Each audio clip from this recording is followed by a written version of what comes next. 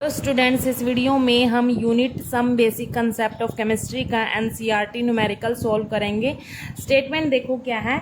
What is the concentration of sugar, formula C12H22O11 in mole per litre if it's 20 gram are dissolved in NF water to make a final volume up to 2 litre. यहाँ पर हमने sugar की concentration निकालनी है। किस unit में निकालनी है? मोल पर लीटर में निकालनी है। अब जो ये मोल पर लीटर यूनिट है, ये किसकी यूनिट होती है? मोलैरिटी की यूनिट होती है। किसकी यूनिट होती है? मोलैरिटी की। मोल पर लीटर शुगर की कंसंट्रेशन हमने इसमें निकालनी है, मोल पर लीटर में। जो मोलैरिटी होती है वो क्या होती है? सॉल्यूशन की कंसंट्रेशन ही तो होती है। ठीक है, अब यहाँ पर देखो 20 ग्राम शुगर को डिज़ोल्व किया गया वाटर में।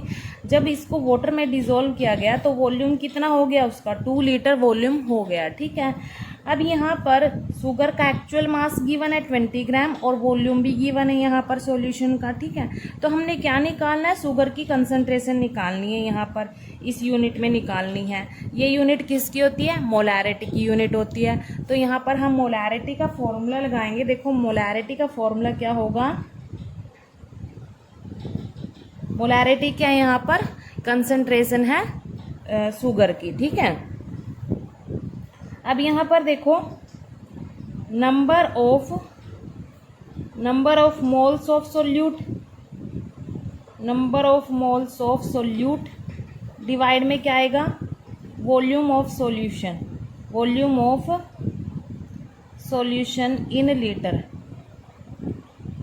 In litre.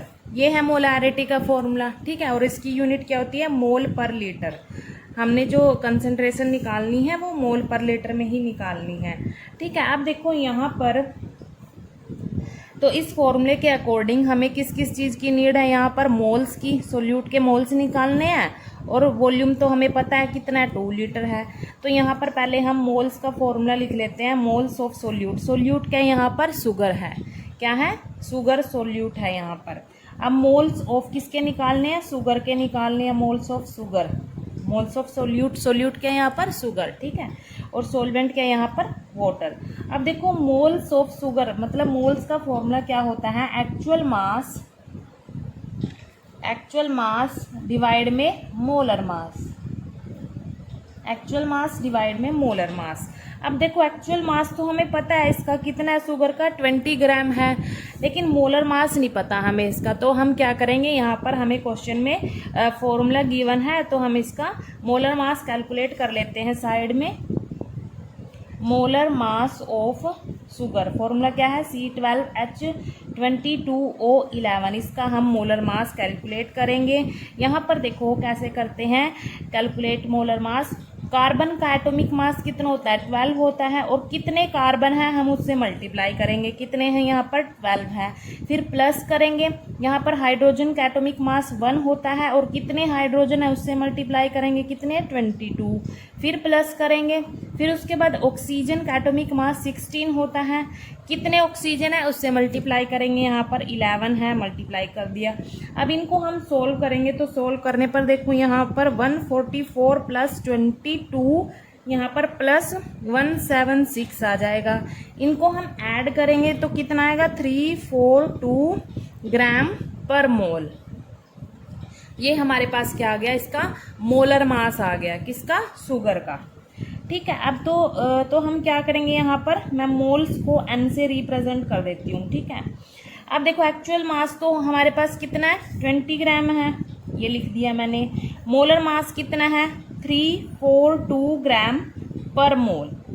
यहाँ पर देखो यूनिट है जो कैंसिल हो जाएगी, ग्राम से ग्राम कैंसिल हो जाएगी। यहाँ पर मोल इनवर्स बच गया। अब ये डिवाइड में नीचे क्या है? मोल इनवर्स है, ऊपर जाके क्या हो जाएगा? ये मोल में कन्वर्ट हो जाएगा।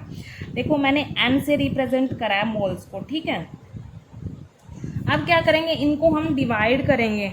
डिवाइड करने पर क्या आएगा हमारे पास? ये 0.05847 आ जाएगा। यहाँ पर ये मोल इनवर्स था, ऊपर जाके मोल में कन्वर्ट हो जाएगा। ठीक है, अब देखो हम इसको अप्रोक्सीमेट क्या लिख सकते हैं, ये जो डिजिट है ये 5 से बड़ा है, तो इससे नेक्स्ट वाले डिजिट में हम क्या करते हैं 1 ऐड कर देते हैं इससे नेक्स्ट वाले डिजिट में, तो हमारे पास क्या आएगा 0.0585 आ जाएगा।